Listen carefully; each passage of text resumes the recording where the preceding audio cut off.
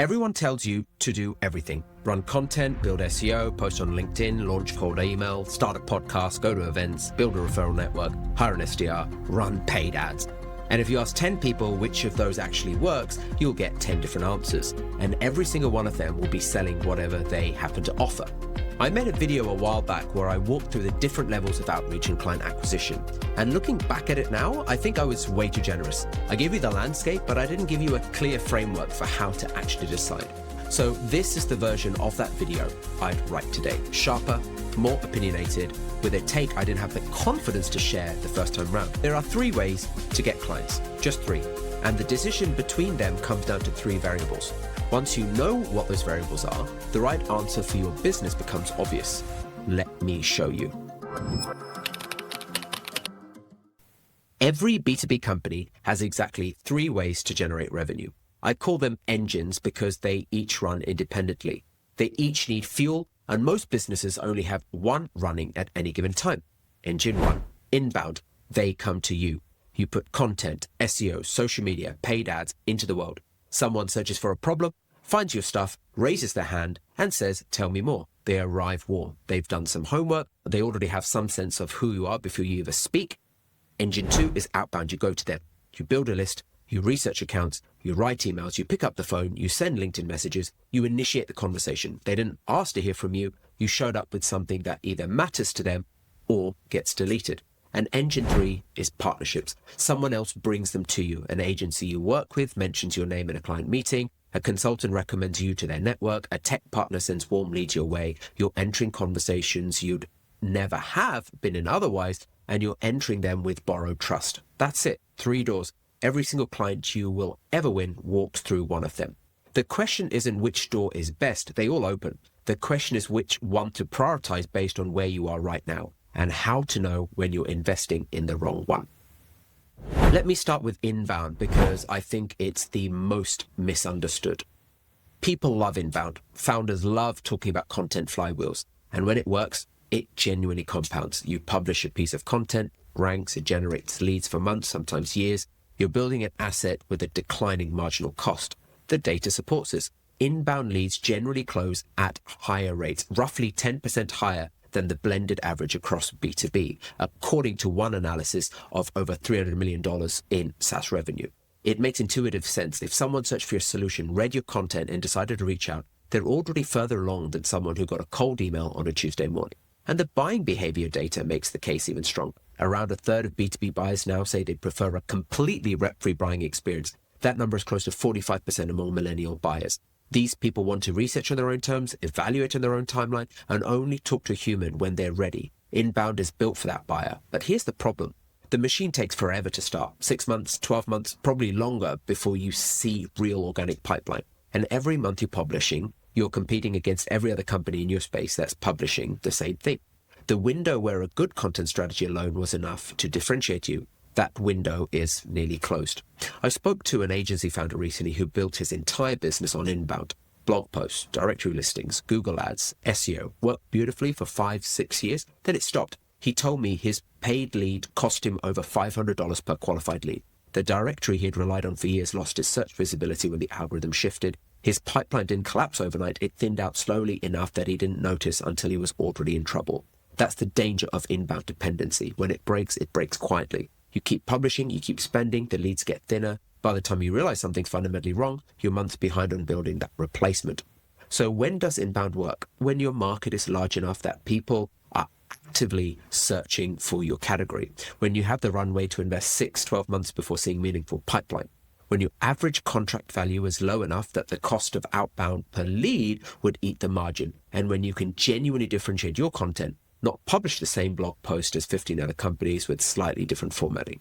So when does it fail? When you need pipeline in the next 30 days. When your market is too small for content to find its audience organically. When you're in a saturated content space. And when you've been leaning on one inbound channel without noticing it's in decline. Now, let's talk about outbound. Now, I want to be upfront. I run an outbound firm. We build cold email campaigns for a living. So take what I say here with that context. But I also think the most useful thing I can do in this video is tell you when outbound is the wrong answer, because nobody who sells outbound ever does that. What Outbound gives you that nothing else does is control. You're not waiting. You're not hoping the algorithm surfaces your content. You're deciding which 50, 500, 5,000 companies you want to work with, research them, building something specific, and putting it in front of them. And speed. You can generate meetings within 2 to 4 weeks of launching a campaign. For a company that needs pipeline now, not in 6 months, that matters more than anything. The reality check, most Outbound is terrible. 91% of cold emails get zero response. The average reply rate has dropped to about 3.4%. It was closer to 8.5% 5 years ago. The channel is getting harder because everyone's doing it.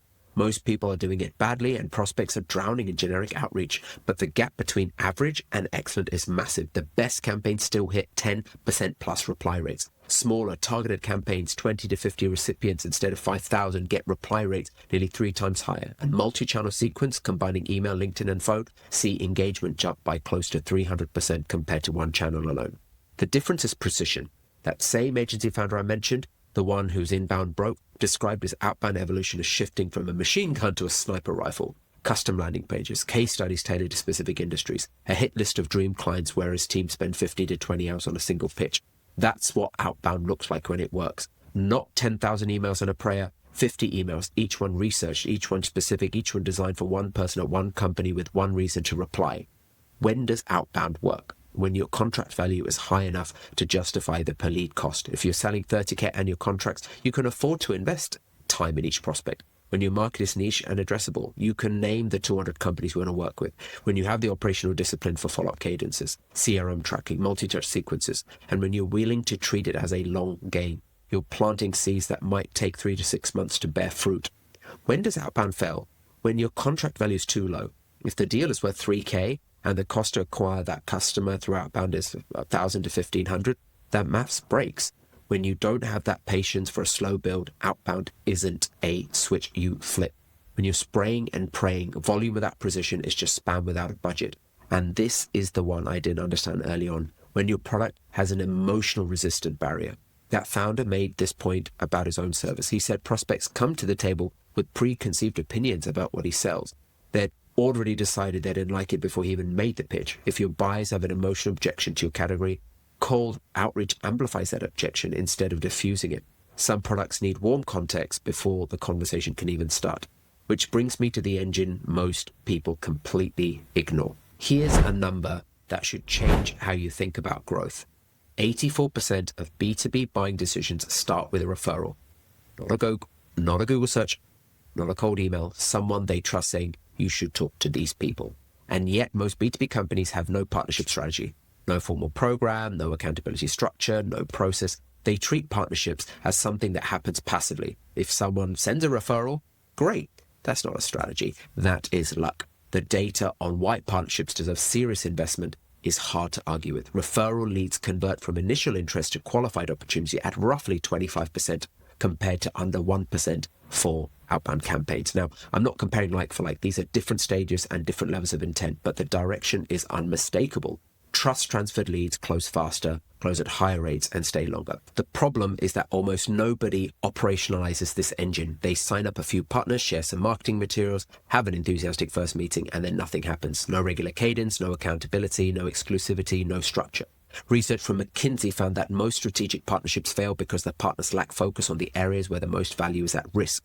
It's not a concept problem, it's an execution problem. That same agency founder I've been referencing figured this out. He said he spent years watching peers say referrals were their biggest source of business, and he couldn't understand how. His clients weren't proactively selling him to other people, they were busy running their own companies. Then he built a formal partnership program, 5 principles. 1 is around exclusivity, 1 partner per category. His email marketing partner isn't competing with another email marketing partner for the same referral. 2, vetting, same rigorous as vetting as a client, shared values, operational standards, similar time zone, real portfolio.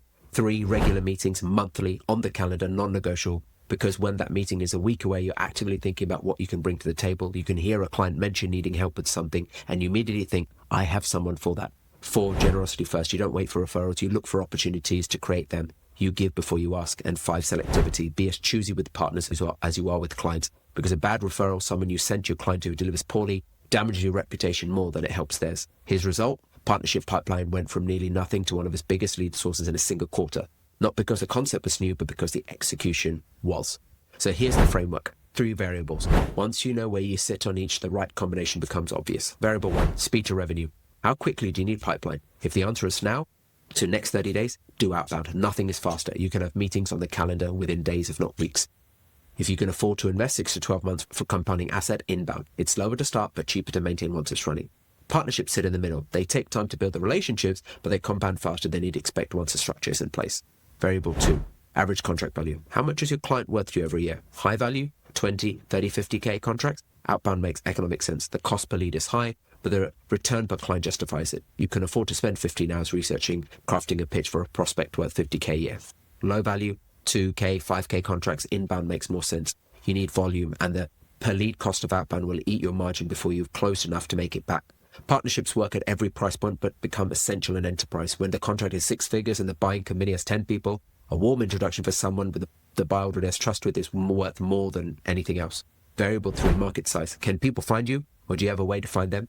Large, discoverable market where buyers actively search your category, inbound. They're already looking, be where they look. Small niche markets with an addressable list, say, of a few thousand companies, outbound. You can't afford to wait for your blog post to be found. New market, new geography, vertical you never sold to, partnerships. Because someone who has the trust and being able to refer you is going to mean so much. If you want a simple rule of thumb, outbound for speed, inbound for compounding, and partnerships for trust. The best businesses don't choose one. They know which engine is primary for their stage. They're building a secondary engine before they need it. And they treat partnerships as a real function, not a vague intention. The mistake I see most often isn't choosing the wrong engine, it's over-indexing on whichever one you tried first. If you built the business on inbound, you keep pouring into content even when returns are flattening. If you built it on outbound, you keep sending emails even when your market is shifted. And almost nobody treats partnerships with the seriousness they deserve, even though referrals are how the majority of B2B deals actually start. The honest answer, and I know this isn't what most people want to hear, is that it depends on where you are. But it depends doesn't have to mean I don't know. You know your speed to revenue pressure. You know your average contract value. You know whether your market is searchable or whether you need to go find them. Those three variables give you the answer. If I was starting a B2B service business from scratch tomorrow, and I'll actually do a full video on that later in the series, I'd launch outbound immediately for speed. I'd start building content for inbound compounding, and I'd identify 5 partnerships that targets in my first month and start giving them value before I ever ask for a single thing in return. That combination, precise outbound, patient inbound, and generous partnerships, is how most of the businesses that I respect actually grow. Not by picking one engine, but by knowing which one to lean on and when. I'll see you in the next video.